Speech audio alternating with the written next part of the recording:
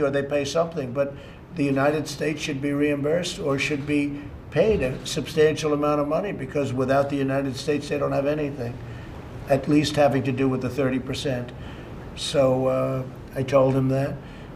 I think we're going to have, maybe a deal is going to be made. It's a great asset. It's a great asset, but it's not a great asset in the United States unless they have the approval of the United States. So it'll close down on September 15th unless Microsoft or somebody else is able to buy it and work out a deal, an appropriate deal, so the Treasury of the Treasury, I guess you would say, of the United States gets a lot of money. A lot of money. Okay? Mr. President, can you explain why so many of the public health experts on the coronavirus task force are contradicting you on things like why the virus is so widespread in this country, on the efficacy of hydroxychloroquine? Why are so many of these people on your task force contradicting you? Well, I think we're doing a great job. I think we're doing great on vaccines. We're doing great on therapeutics. You'll be seeing that very soon. I think we're, when you look at a map, this is a map of the, I've sort of shown that around a little bit, but that's, the red is the area of most concern. Pretty recent map of the country, and there's a lot of people that in a lot of areas that have gotten very, better very fast. Hydroxy has tremendous support, but politically it's toxic because I supported it. If I would have said, do not use hydroxychloroquine under any circumstances, they would have come out and they would have said it's a great thing. Many doctors have come out strongly in favor of it. They want it very badly. It's a great malaria drug. So for many years, let me finish my answer. So for many years, it's, I guess 60 years, it's been a malaria drug, very successful, as you know.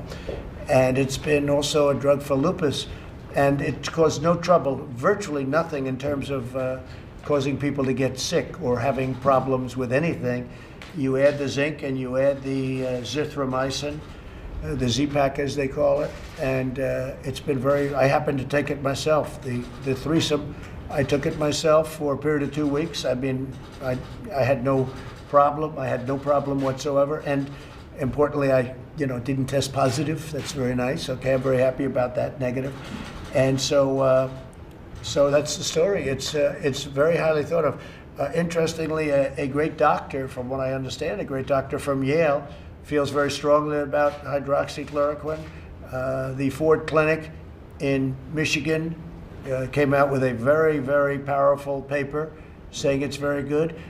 Many other in France, as you know, they came out with a very positive statement. Many individual doctors have come out with very positive statements.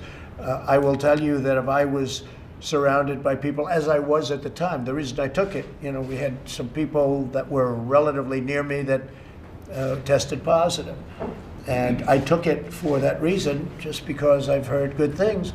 But Fauci says it doesn't work. Your Wallace says it doesn't work. I don't agree with Fauci on everything. I don't agree with Fauci. Look, Fauci didn't want, and I like him, I get along with him actually great, but he didn't want to ban people from China from coming into the country, and I overrode him, and I did the right thing. He was saying face masks are no good a short while ago, so it doesn't mean he's a bad person, because he's not. He's a good person. I like him. But we disagree on things. We disagree on things. Now, I will say this. We've done an amazing job with ventilators. We're supplying the world with ventilators. Ventilators are very hard, very expensive, very hard to make, very complex, very complicated machines, very expensive. Hold it. The U.S. have so many deaths. Hold it. The U.S. has so many deaths compared to so many countries around the world. Fake news, CNN, hold it. We have done a great job in this country. We haven't been given, and not me, I'm not talking about me, Vice President, the task force, have not been given the kind of credit. If you look, countries all over the world are exploding right now. People that you said were doing a wonderful job, so wonderful, but right now, take a look at the countries that are exploding. You have Italy back, you have Spain back, you have France back, you have Germany back, you have a lot of countries, and that's not to knock them. It is a very delicate, very contagious disease. It was released by China. It should never have been allowed to release. There was the source where you could have stopped it. And they did stop it from going into China, although now they say that China is having a lot of problems. Moscow in Russia is having tremendous problems. What China unleashed was a very, very sad situation.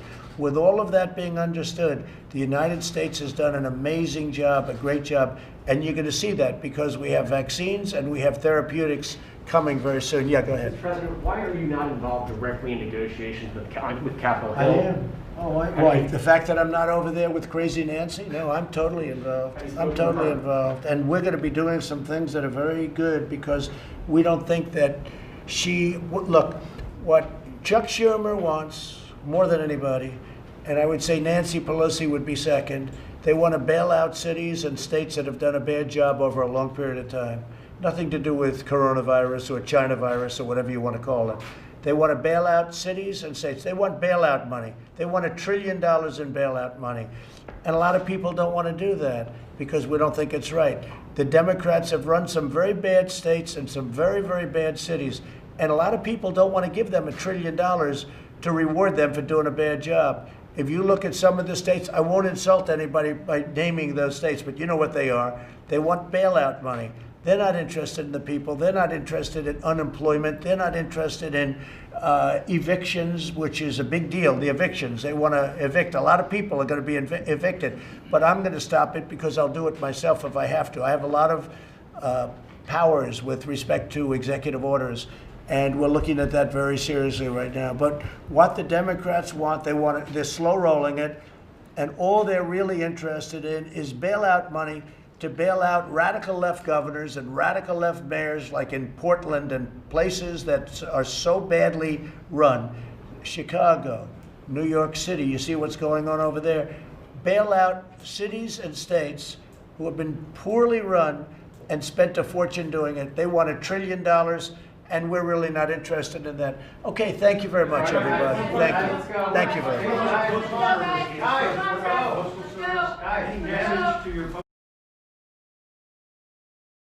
Very much.